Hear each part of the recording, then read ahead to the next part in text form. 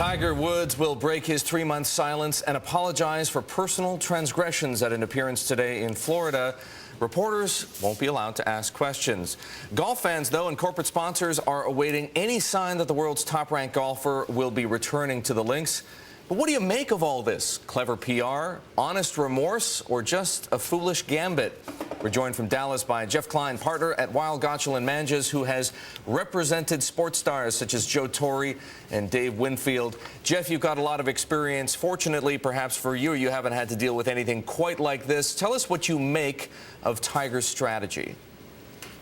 I don't like it very much, Eric. I think it falls. There are three failures. I think it's staged, I think it's spiteful, and I think it's selfish, all of which don't bode well for him. It's staged because it's choreographed. It's not a news conference. There is no news.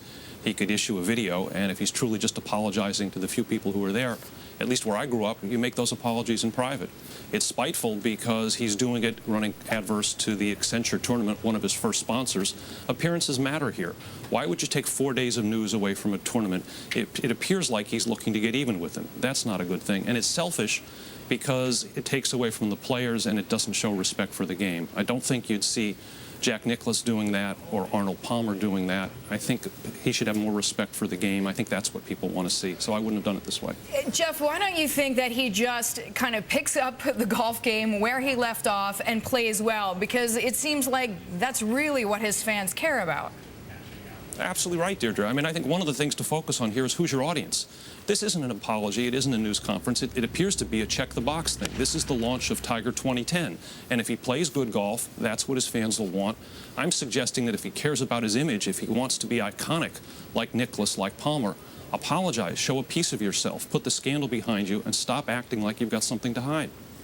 Jeff, if Tiger does return to golf, but this kind of thing doesn't win back his fans, will he ever have the kind of sponsorship power as a player, even if he's as good as he ever was, that he did before all of this unraveled? Absolutely not. There are lots of good athletes. He was in the rarefied air of people who were really special. You watched him and I watched him because he did things other people couldn't. But if you want to be iconic, you've got to connect with people and not just play good golf. You've got to say, I'm sorry.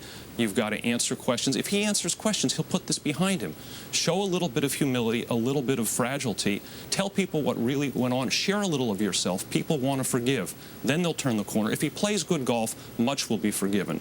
But not everything unless and until he actually steps forward and exposes himself. Jeff, you know a lot about what goes on behind the scenes in these kinds of situations. Now, I'm going to ask you to speculate because you're not personally involved with Tiger's problems, but who do you think is really making the decisions here?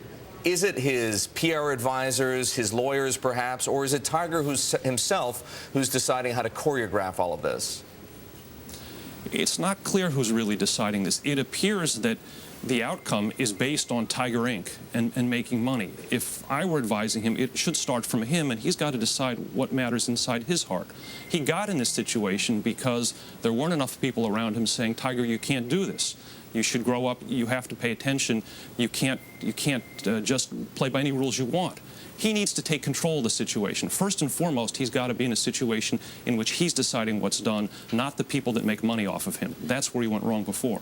So, Jeff, you say, I mean, the public is not as stupid as maybe some public figures would like to believe. Do you think this is just transparent? Look, he needs the money or he wants the money, and that's the sole motivation?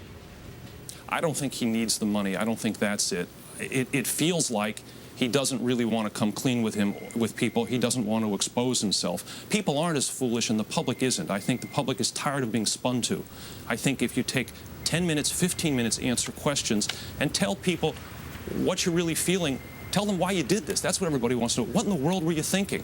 What do you say to those people who were misled by you? Any effort that runs off script, that's not spun and not by handlers, will be real, and people will start to forgive him, and the healing process will start. That's what he should be doing. All right. Jeff, thank you very much. That's Jeff Klein, an attorney at Weil Gotshal Manges, joining us from Dallas on the Tiger Woods story. So much more on that to come up today. Now.